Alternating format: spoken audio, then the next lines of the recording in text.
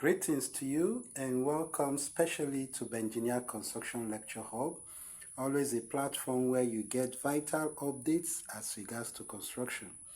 Alright, so today we are going to look at how to, determine the weight of our column, ROC column, reinforced concrete column.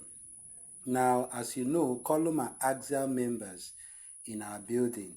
Alright, so this is a square column, 300 by 300 meter, 300 by 300 millimeters. Okay, then we are considering a height of 3,100 millimeters. Okay, so for us to determine the weight of our ROC column, we are given, from what we have here, we have the height of column as 3.1 meter, okay, then the area of column is 0.3 meter by 0.3 meter, that is converting the 300 millimeter to meters, so we have 0.3 meter by 0.3 meter. Then the density of concrete here, we are looking at plain concrete, which is 2,400 kg per cubic meter. Then the density of rebar, that is the density of steel, is 7,850 kg per cubic meter.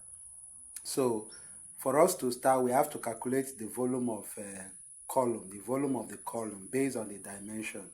So we have length times breadth times height. So 0.3 times 0.3 times 3.1, that will give us 0.279 cubic meter. That's the volume, okay, for this single column based on the dimension provided. So the dimension can also influence the outcome of the volume you get here. So depending on the dimension you have, you work it with that dimension. This is just a template on how to determine the weight. Okay, so you now say self-weight of column will now be the volume times the density.